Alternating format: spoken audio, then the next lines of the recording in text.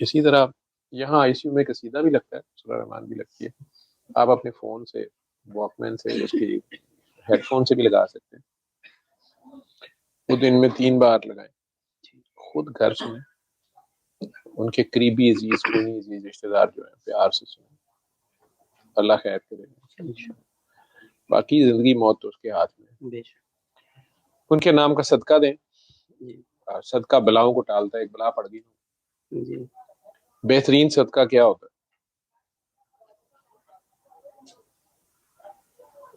جان چاہیے نا، ان کی جان کا صدقہ،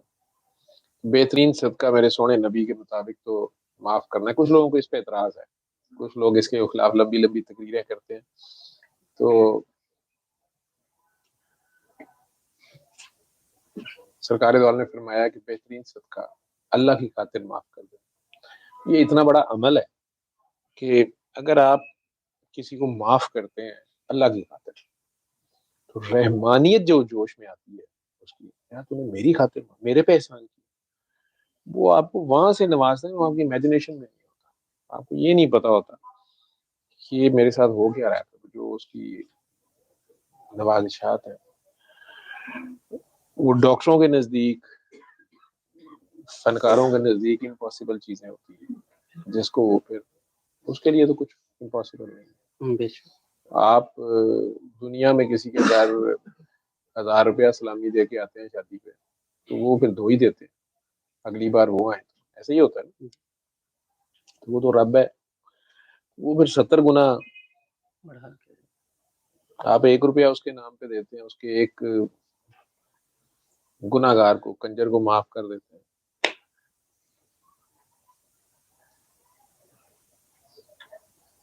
وہ آپ کو کہاں سے نوازتا ہے کو پتہ نہیں ہے۔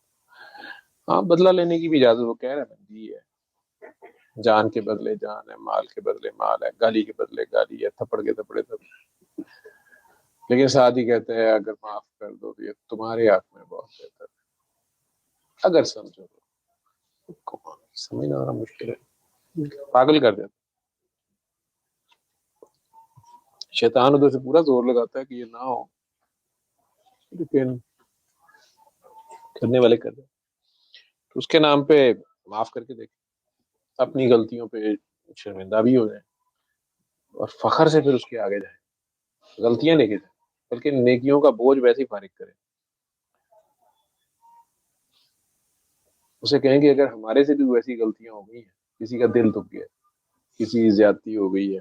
یا ہمارے بڑوں سے ہو گئی ہے، کوئی وراثت میں ہی ہمارے کوئی آہ آ رہی ہے، یا رب العالمین ہماری جو بھی نیکی ہے، ابھی کوئی بھی نہیں نیکی ہوگی نا، یہ جو آپ نے معاف کیا ہوگا اس کی خاطر یہی اتنی بڑی نیکی آپ کے پاس ہوگی، یا اللہ اس میں سے کمپنسیشن کے طور پہ اس بندے کے کھاتے میں لکھ لے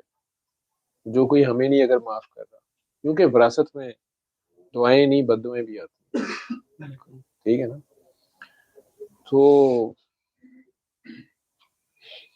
یا اللہ اس میں سے جتنی کمپنسیشن بنتی ہے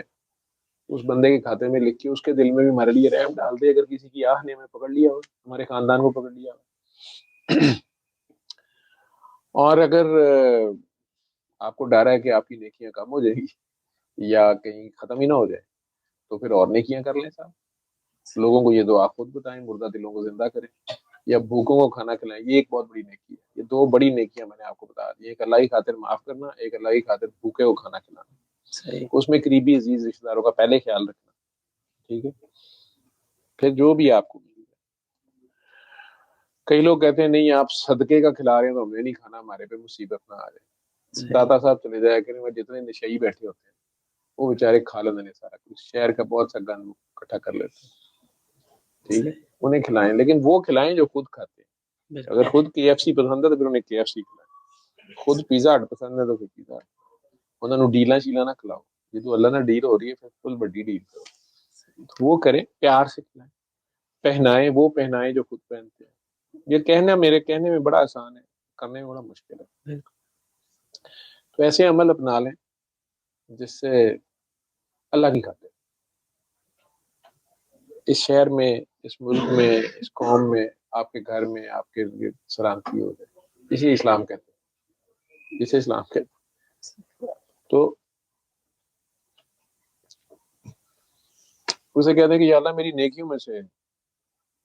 جو جرمانہ بنتا ہے، جو قصاص دیت بنتی ہے، دے دے اس کے دل میں ہمارے لیے رحم ڈال دے، یہ تو کر سکتا ہے۔ اور جو نیکیاں اگر کوئی بچ جائیں تو یا اللہ وہ سرکار کو ہماری طرف سے ہدیۃً دے دے، وہ اپنی امت کے گناہ گاروں میں بانٹے، انہیں گناہ گاروں کی بڑی فکر۔ چلو اس میں حصہ ڈال